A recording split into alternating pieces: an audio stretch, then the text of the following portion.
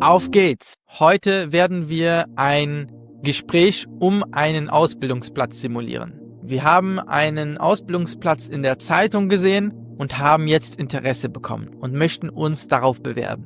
Wir wollen aber noch einige Fragen stellen am Telefon und deswegen rufen wir jetzt gemeinsam an. Als erstes müssen wir das Gespräch einleiten. Dies machen wir in der Regel mit den Wörtern Hallo oder Guten Tag.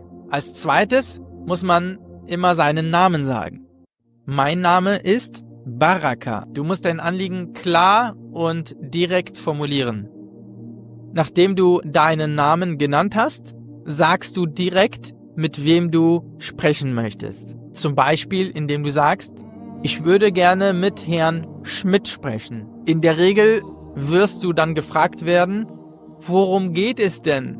Und dann kannst du sagen, ich rufe an, weil ich mich für einen Ausbildungsplatz in Ihrem Unternehmen interessiere. Und ich habe noch einige Fragen dazu. Wenn die Person dich dann fragt, welche Fragen haben Sie denn? Könntest du sagen, ich möchte gerne wissen, ob der Ausbildungsplatz noch verfügbar ist. Drittens, in der Regel muss man oft am Telefon etwas buchstabieren. Und da ist es wichtig, das Alphabet des Buchstabierens auswendig zu lernen, damit der Gesprächspartner den eigenen Namen richtig aufschreiben kann. Wenn du beispielsweise gefragt wirst, könnten Sie mir bitte Ihren Namen buchstabieren? Dann musst du sagen, B wie Bertha, A wie Anton, R wie Richard, A wie Anton, K wie Kaufmann, A wie Anton. Baraka. Mach kurz Pause und buchstabiere deinen Namen. Ich blende dir jetzt alle Buchstaben ein.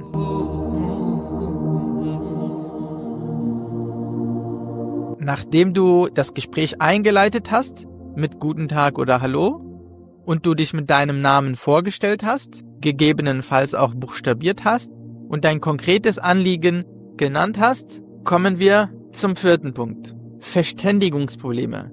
Manchmal hat man Schwierigkeiten, sich zu verständigen. Die andere Person hat einen nicht richtig gehört oder die Leitung war tatsächlich nicht so gut.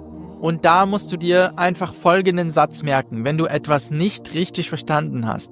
Du möchtest Deutsch mit einem Privatlehrer lernen. Ich bin Deutschlehrer mit über 1000 Stunden Erfahrung. Weitere Informationen findest du in der Videobeschreibung. Klick auf den Link und sichere dir $10 Bonus. Weiter geht's. Entschuldigen Sie, die Leitung ist etwas schlecht. Könnten Sie das bitte wiederholen? So gehst du mit Verständigungsproblemen um. Fünftens, achte darauf, dass du die Kontaktdaten und den Namen des Gesprächspartners aufschreibst. Denn diesen wirst du vermutlich wieder brauchen. Wenn du den Namen am Anfang nicht verstanden hast oder vergessen hast, dann kannst du am Ende einfach sagen, Entschuldigung, darf ich Sie bitten, mir noch einmal Ihren Namen zu wiederholen? Und ganz am Ende bedankt man sich noch einmal beim Gesprächspartner, indem man sagt, vielen Dank für Ihre Auskünfte. Diese helfen mir wirklich sehr weiter. Und als allerletztes sagt man dann, Tschüss oder auf Wiedersehen. Nun möchte ich dir noch 4 Tipps geben, wie du deine Angst komplett verlieren kannst vom Telefonieren. Erster Tipp, du musst dich unbedingt gut auf das Gespräch vorbereiten. Nimm dir einen Stift und ein Blatt Papier und schreibe dir alles auf, was du fragen möchtest. Alles, was du wissen möchtest. Und auch diese Struktur, über die wir gerade gesprochen haben. Wie du das Gespräch einleitest, wie du den Punkt direkt ansprichst, um den es geht und was du machst, wenn du mal etwas nicht verstanden hast, welche Sätze du dann formulieren kannst. Außerdem musst du natürlich lernen, wie du deinen Namen und andere Wörter richtig buchstabierst. Zweiter Tipp, wähle einen ruhigen Ort. Du darfst nicht an einem lauten Ort telefonieren, weil dann ist es schwierig zu verstehen, was der Gesprächspartner sagt. Daher such dir einen ganz stillen Ort aus. Dritter Tipp, spreche in einem langsamen und angemessenen Ton. Sei nicht zu schnell und auch nicht zu langsam. Es ist kein Problem, wenn du nochmal nachfragst, wenn du etwas nicht verstanden hast. Das ist sogar professionell. Du musst dir nur einen guten Satz dazu merken. Vierter Tipp, bevor du anrufst, denk dir einfach, du rufst für einen Freund an. Und es geht nicht um dich. So kannst du dir einen Teil der Last abnehmen. Und dann mein Bonustipp: Übung macht den Meister.